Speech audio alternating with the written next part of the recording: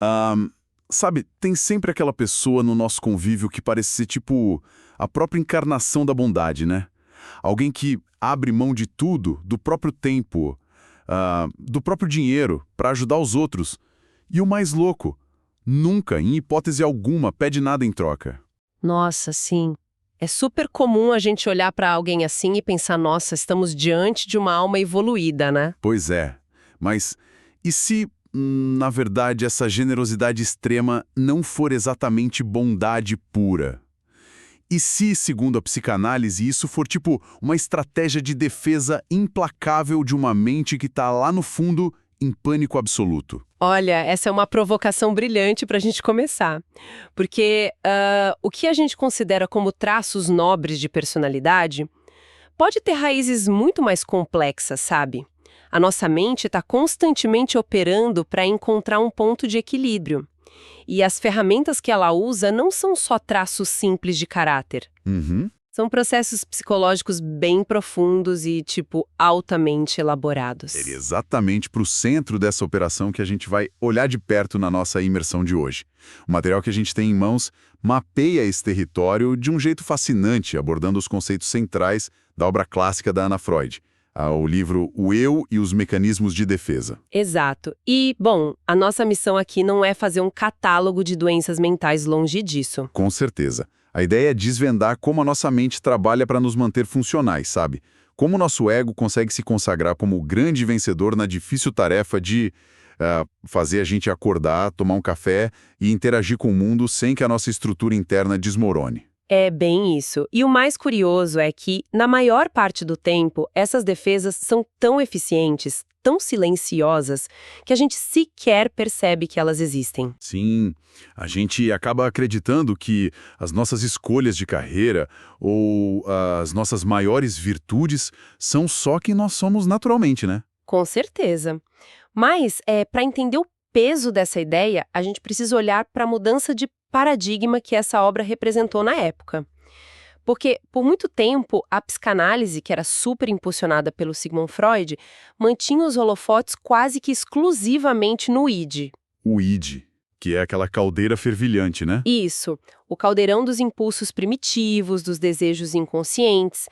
O grande objetivo das análises era, tipo, trazer esse conteúdo sombrio para a luz. Só que a Ana Freud muda a direção dessa lente. Ela joga a luz sobre o ego. Ah, interessante. O ego, na visão dela, é a sede da observação. Ele é o verdadeiro diplomata da mente. A gente só consegue perceber o que acontece nas outras instâncias da psique através das lentes desse diplomata. Bom, então vamos desempacotar a rotina desse diplomata. Porque, lendo as anotações aqui, a posição do ego parece um pesadelo logístico. O cara não tem um minuto de paz. Nenhuma paz, sério.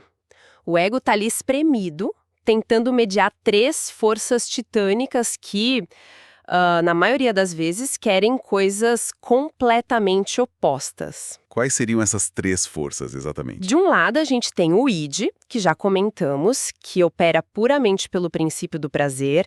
Ele quer gratificação imediata, quer devorar o doce, quer gritar, agir sem ligar para as consequências sociais. Do outro lado, tem o superego. Que é o chato da história. Total. É o nosso crítico moral interno, sabe? Construído a partir das regras dos pais, da sociedade. É um juiz implacável e o grande gerador daquele sentimento pesado de culpa. E ainda tem uma terceira força, né? Sim, fechando o cerco, existe o mundo externo, a realidade nua e crua, que impõe tipo limites físicos, perigos reais e frustrações bem objetivas. Olha, eu estava lendo sobre essa dinâmica e a imagem que me veio à cabeça foi a de um gerente de projetos à beira de um colapso nervoso, sabe? Nossa, adorei. Como assim? Imagina o cara tentando conciliar uma equipe de criação super caótica, que tem as ideias mais bizarras e inapropriadas, e quer que tudo seja aprovado para ontem, esse seria o id, né? Perfeito. Uhum. Aí, acima desse gerente, existe um conselho de administração extremamente conservador, rígido, que corta o orçamento e pune qualquer deslize moral da empresa. Esse é o superego. Sim, o juiz ali em cima. E ah, do lado de fora do prédio, então as demandas implacáveis dos clientes e do mercado. O que não perdoam atrasos, não perdoam erros, que é o mundo externo.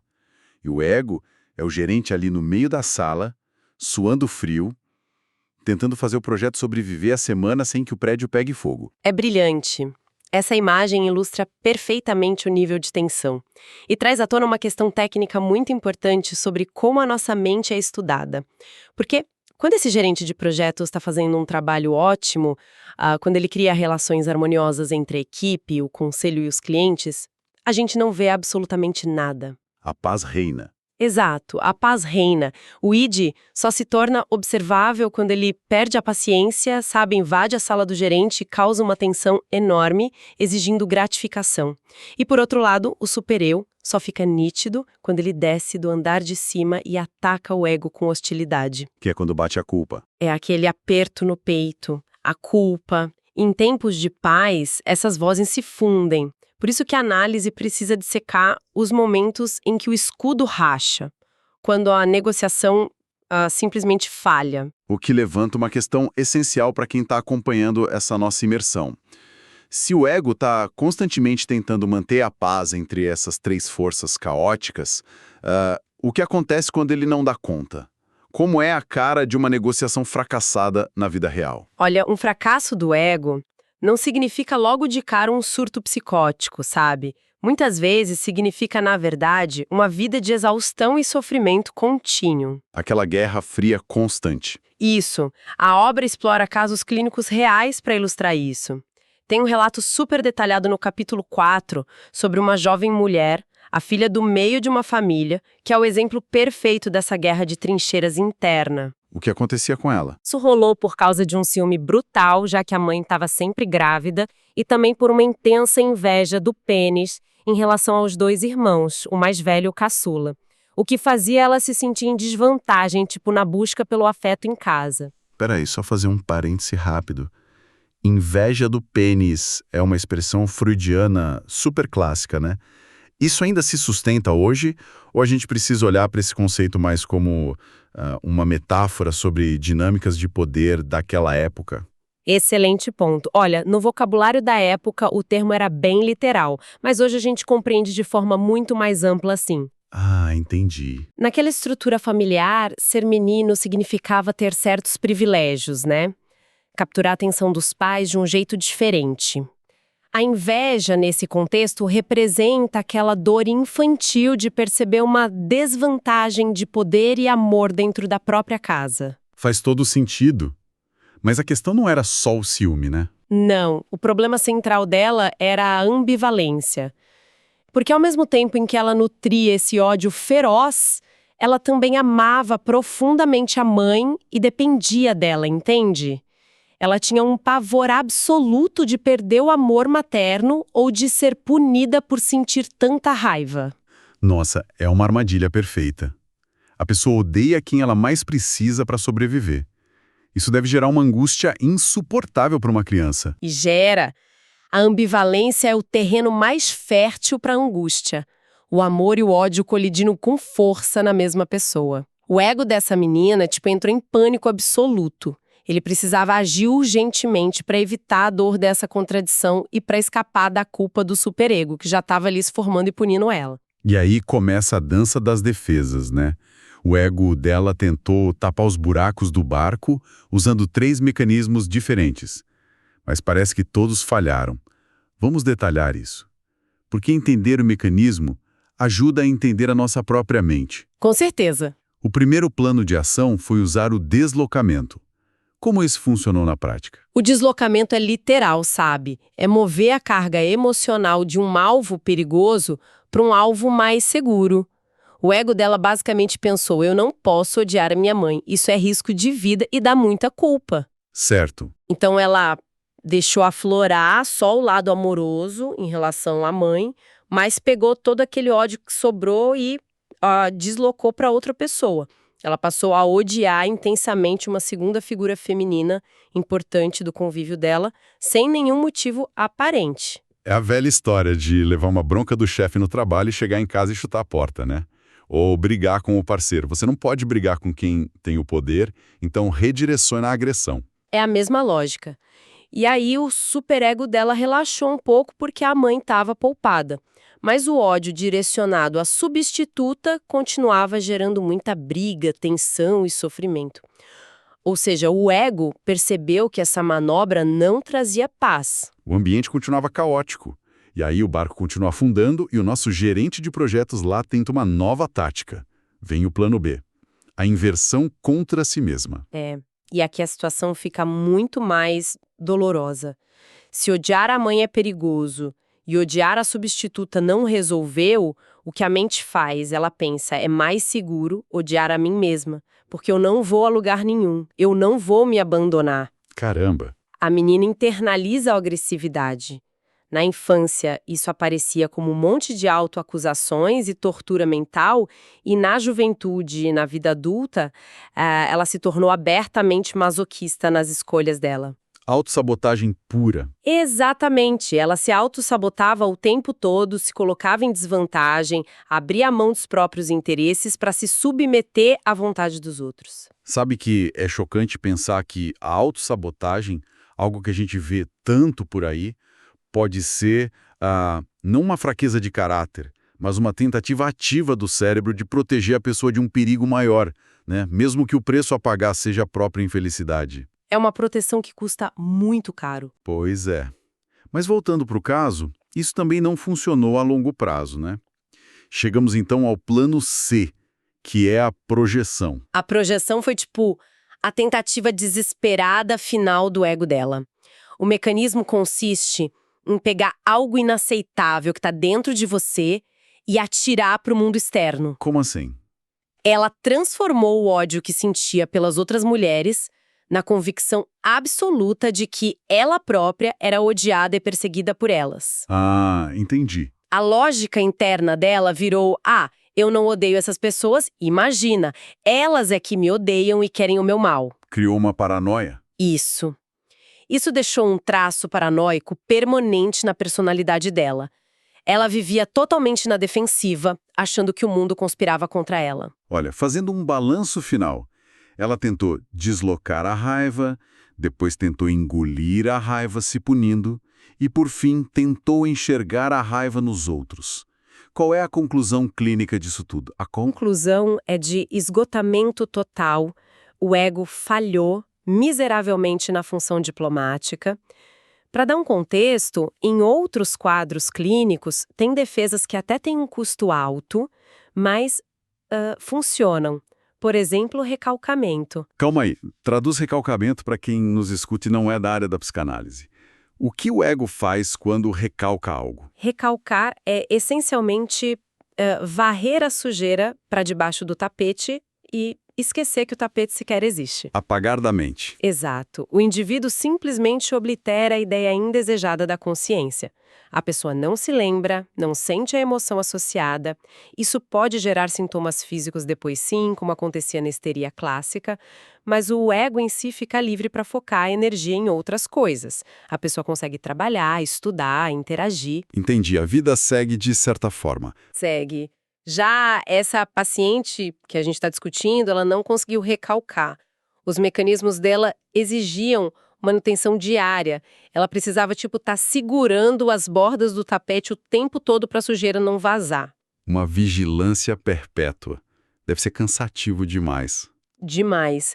Ela mantinha a fantasia de que amava a mãe, mas se sentia super vazia e atormentada. A defesa falhou em duas frentes vitais. Primeiro, não diminuiu a angústia e, segundo, não permitiu absolutamente nenhuma gratificação dos instintos dela. Ou seja, gastou bateria à toa. Perdeu o controle da própria vida afetiva, gastando energia só para não desmoronar. É um cenário de terra arrasada real. O ego não venceu a guerra, ele só sobreviveu ali nos escombros.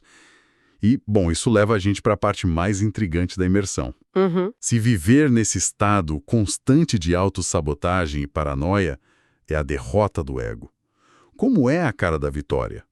Como é que o ego consegue, de fato, bloquear a dor, evitar a punição do conselho de administração lá, o superego, e ainda arrumar um jeito de conseguir a gratificação? Para entender a vitória, a gente precisa olhar para um dos conceitos mais geniais que a Anna Freud trouxe A rendição altruísta. Rendição altruísta. Nome bonito. É fascinante. É um mecanismo onde o ego combina a projeção com a identificação, mas de um jeito muito pacífico, bem diferente daquela paranoia de antes. Em vez de projetar coisas ruins, tipo a raiva nas outras pessoas, o indivíduo projeta seus próprios desejos proibidos no outro. Certo, e a gente tem um estudo de caso perfeito nas fontes para ilustrar isso. A história da preceptora, né? Uma jovem governante. Isso mesmo. O perfil de infância dela mostra uma menina super ambiciosa, impetuosa. Ela tinha duas obsessões claras, queria ter roupas maravilhosas, chamar a atenção e queria ter muitos filhos no futuro. Ela tinha um senso de competição feroz, exigia ter tudo que as amigas mais velhas tinham. O grito de guerra dela era literalmente "eu também". Mas aí quando a análise acontece na vida adulta, o contraste é absoluto. Parece outra pessoa. É um choque, né? Porque a mulher adulta era solteira, tinha optado por não ter filhos e a aparência dela era de extrema modéstia. Vestia roupas surradas, super discretas, não mostrava nenhuma ambição pessoal, nenhum desejo de se destacar ou conquistar coisas materiais para ela. Nenhuma. À primeira vista, qualquer um diria que rolou um esmagamento total daquela criança ambiciosa. A gente diria que os desejos dela causaram tanta angústia que ela desenvolveu intensas formações reativas. Opa, segura aí, vamos decodificar esse termo. Formação reativa. Como isso opera? Formação reativa é quando o seu ego não consegue lidar com um impulso forte e perigoso. Então ele força você a expressar e viver o exato extremo oposto. Ah, tipo um pêndulo que vai para o outro lado. Isso. Imagina uma pessoa que, no fundo, morre de vontade de ser o centro das atenções, mas sente muita culpa por isso. Aí ela acaba se transformando na pessoa mais tímida e reclusa da festa, inclusive julgando quem tá lá no palco. Clássico. E a governanta parecia estar fazendo exatamente isso, né? Sufocou a vaidade com uma capa impenetrável de renúncia. Parecia. Parecia que o gerente de projetos tinha jogado a toalha e aceitado a ditadura do conselho. Mas é aí que a gente descobre o truque de mestre, o código oculto. É genial, porque ela não reprimia os desejos dela, ela terceirizou. Essa governanta tinha um interesse fervoroso, quase obsessivo pela vida das outras pessoas. Ela era tipo uma casamenteira implacável, passava horas arranjando maridos para as amigas e ela mesma solteira. Exato.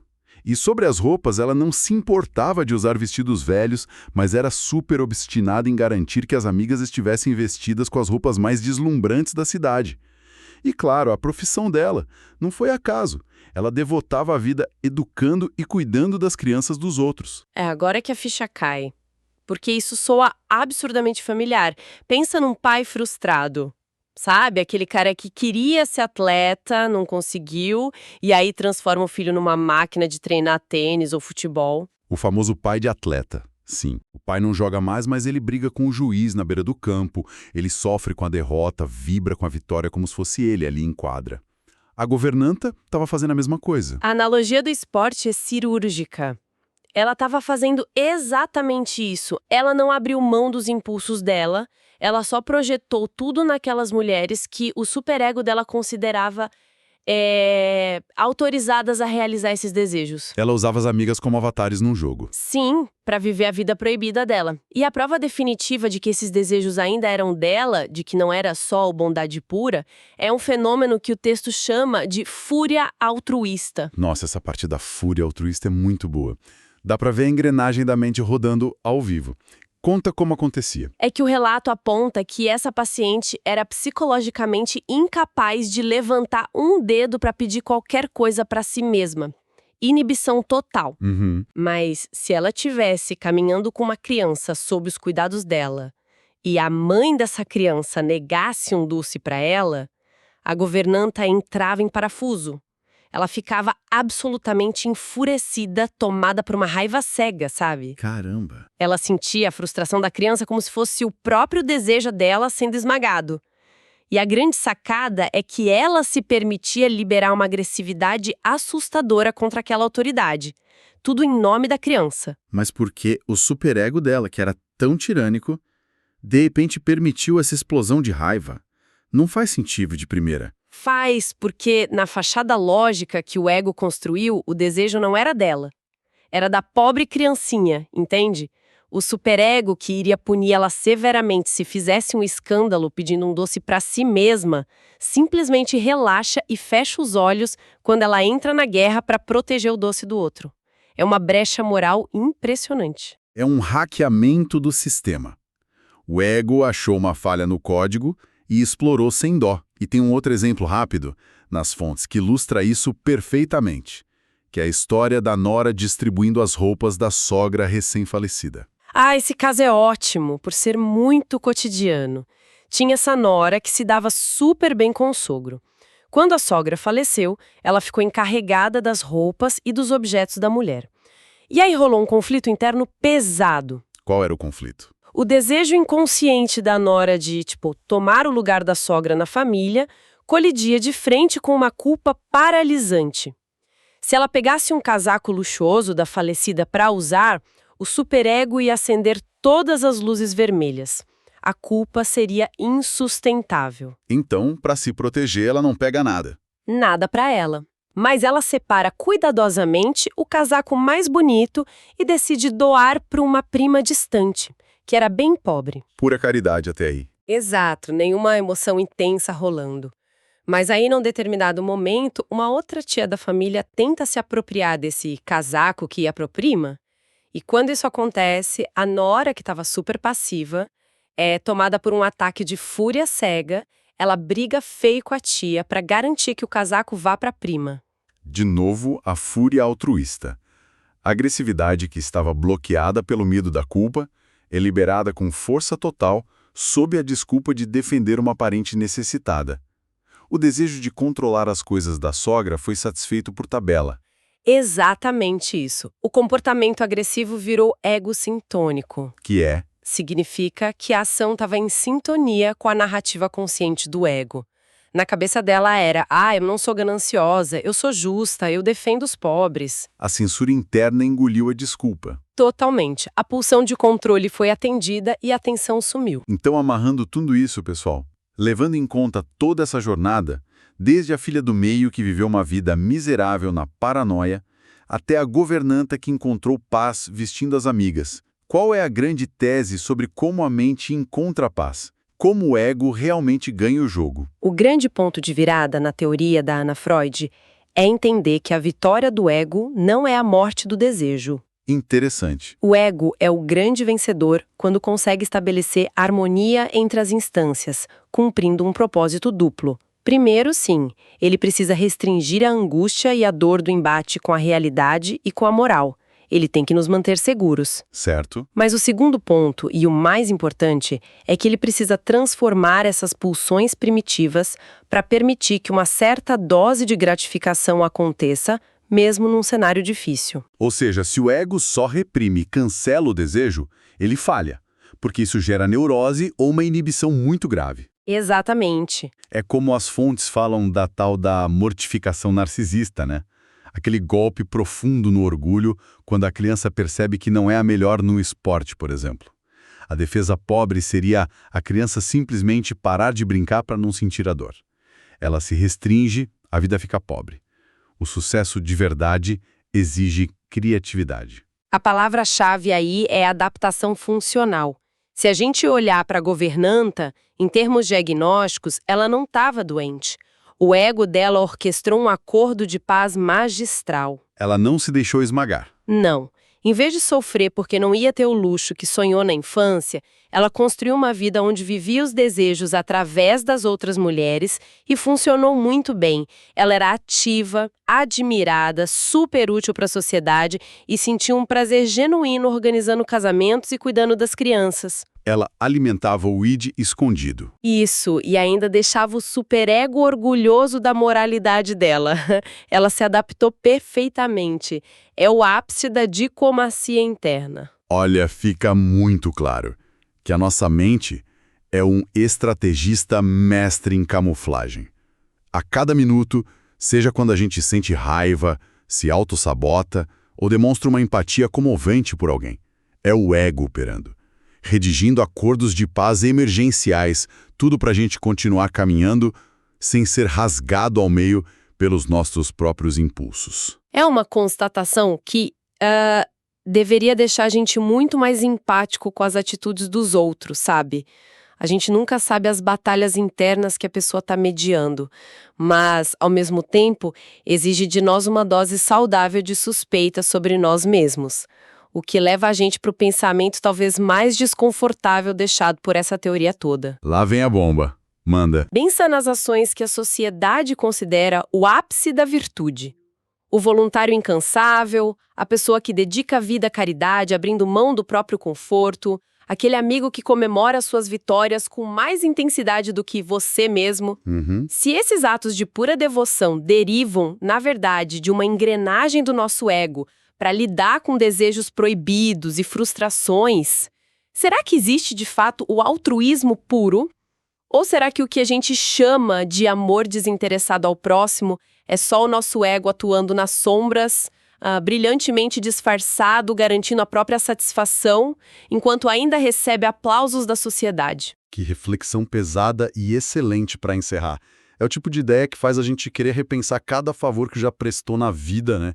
Fica aí essa pulga atrás da orelha para quem nos escuta. Talvez da próxima vez que você realizar uma grande boa ação, vale a pena perguntar para o seu gerente de projetos interno quem é que está realmente lucrando com isso. A gente fica por aqui, um abraço e até o nosso próximo mergulho.